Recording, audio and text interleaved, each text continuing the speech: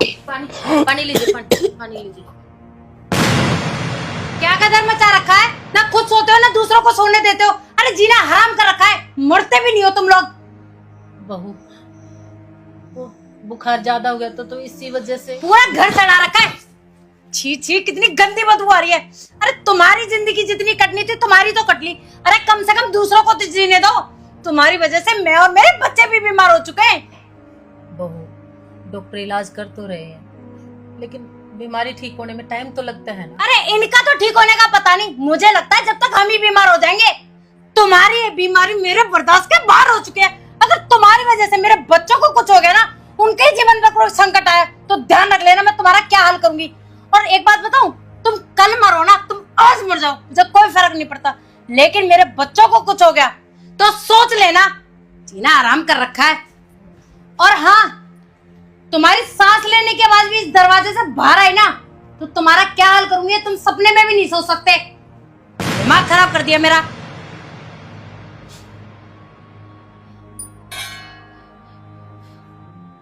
पुष्पा, रो मत।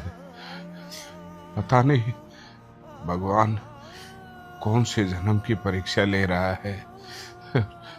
मैं तो इस एक ही बात कहना चाहता हूँ ऊपर वाले से कि हे प्रभु उठा ले, ये जिंदगी ढोते ढोते थक गए हैं। आप ये कैसी बातें कर रहे हैं?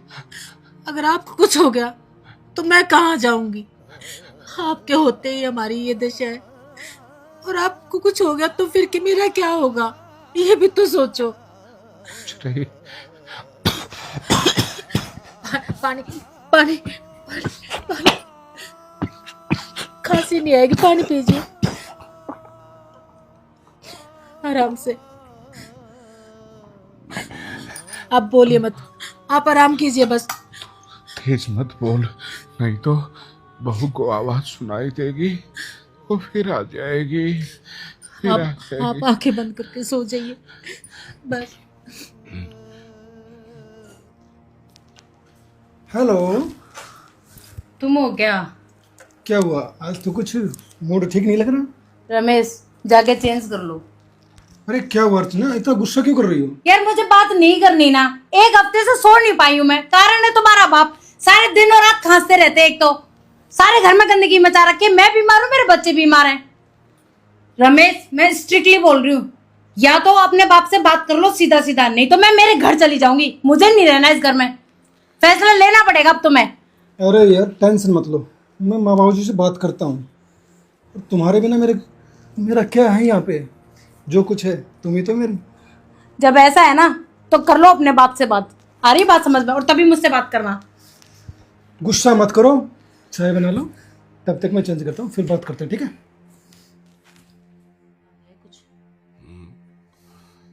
पता नहीं, ये बीमारी तो साथ ही जाएगी।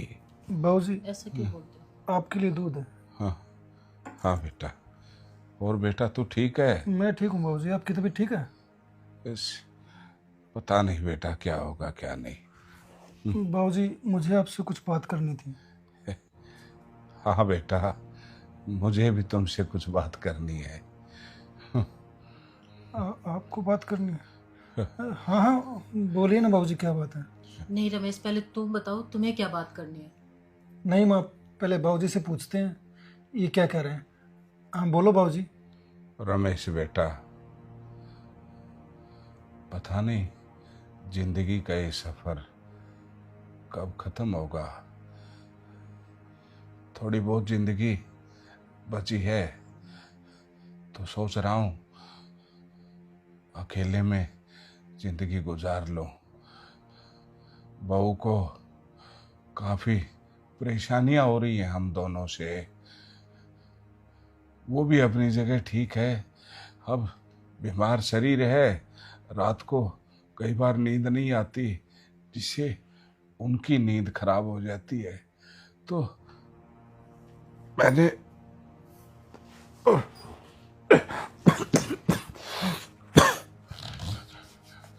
तुम्हारी माँ ने एक फैसला किया है बेटा कि जो बची हुई जिंदगी है उसको हम वृद्ध आश्रम में गुजारें। इससे क्या है कि हमारा भी वहाँ पर बुजुर्गों के साथ समय व्यतीत हो जाएगा और आप लोगों को भी कोई दिक्कत नहीं होगी। तो बस यही बात कह रहा था। तो तुम्हें कोई दिक्कत तो नहीं है बेटा? अरे नहीं नहीं बाबूजी, आप बड़े हो, आपने जो फैसला लिया है वो ठीक ही लिया होगा, इसमें भला हमें कोई एतराज़ नहीं है।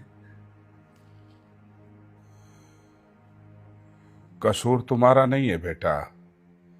जो ये जिंदगी है ना, इसको आज तक कोई नहीं समझ पाया। पहले माँ बाप 5-5, 10-10 बच्चों को पालते थे, पढ़ाते थे, लिखाते थे, उनकी परवरिश करते थे।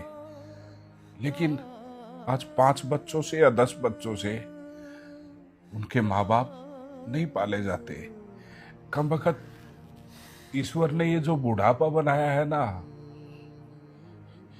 ये गलत बनाया है। या तो ईश्वर जवानी में ही इंसान को अपने पास बुला ले। अगर बुढ़ापा, मैं तो इससे सवाल भी करता हूं कि बुढ़ापा देता है तो कम से कम ऐसा तो दे कि जिससे बच्चों में और माँ बाप में कोई झगड़ा ना हो। हर दूसरे घर की कहानी है, अपने घर की कोई नई कहानी नहीं है। और तुम्हारी बातों से लग रहा था, तुम आते ही बोल रहे थे बाबूजी मुझे तुमसे बात करनी है। तो मेरे ख्याल से यही विषय होगा। तो बस यही सोच के कहा बेटा भी बहू भी खुश रहे और हम भी खुश रहे। जो ये मकान है ना बेटा, ये तुम्हारी माँ के नाम है। जब इसका जन्मदिन आया था तो मैंने इसको गिफ्ट किया था। तो इस मकान से तुम्हारी माँ तो नहीं जा पाएगी और तुम्हारी माँ के बगैर मैं नहीं रह सकता, क्योंकि एक यही तो है मेरा सहारा। बेटा बहू सबको देख चुका हूं मैं। तो बस तो बेटा और बहू और बच्चे, तुम अपना रहने का कहीं और इंतजाम कर लो, क्योंकि बहुत से परिवार ऐसे हैं जिन पे घर में उनकी इज्जत नहीं होती। तो उन बुजुर्गों को, उन बहनों को, उन भाइयों को इसी घर में रखूंगा मैं। और इस घर को मैं एक वृद्धाश्रम का स्वरूप दूंगा। तो मैं ज्यादा ना तो लड़ने की अक्षमता रखता हूं और ना ही तुम लोगों को धमकाऊंगा इस विषय में, क्योंकि कसूर तुम्हारा नहीं है। बस ये सृष्टि का ही नियम चल रहा है। तो मेरी हाथ जोड़ के प्रार्थना है कि आप बच्चों के साथ ये घर छोड़ दीजिए, कहीं और रह लीजिए। बाबूजी ये क्या कह रहे हो आप? हाँ, हम कहाँ जाएंगे? और छोटे छोटे 2 बच्चे, उनको लेके कहाँ जाएंगे हम लोग? बेटा शायद तुम भूल चुकी हो कि जिंदगी के जिस पड़ाव में हम दोनों हैं, उस पड़ाव में एक दिन आप लोगों को भी आना है। और जैसा हम अपने बुजुर्गों के साथ करते हैं ना, वैसा ही हमारे साथ होगा। तुम्हारे भी बच्चे बड़े होंगे, उनकी शादियां करोगे, उनकी बहुएं आएंगी, और फिर तुम किसी कोने में खास रहे होगे तो वो आके ये बोलेगी, खबरदार इस घर से अगर सांस की भी आवाज आई तो वो सांस की आवाज हम आपको परेशान नहीं करेगी। अब चले जाइए यहाँ से। ऐसे मत करो बाबूजी, हमसे गलती होगी बाबूजी, हमें माफ कर दो। बेटा मैं तुम्हें माफ कर दूं, लेकिन मैं दोबारा वही दिन नहीं देखना चाहता जो दिन बहू हमें पिछले 2 महीने से दिखा रही है। कितना हमें तो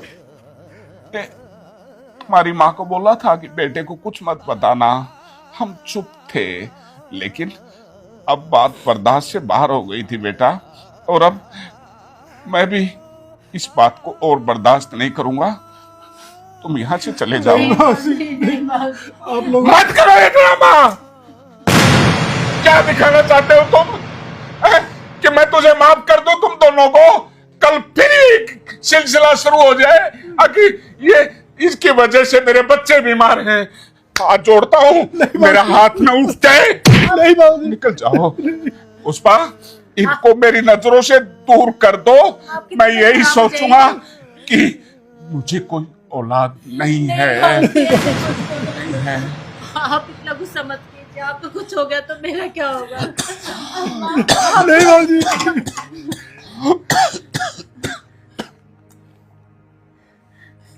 पापा, चले जाओ बेटा। पापा मुझसे गलती हो गई पापा।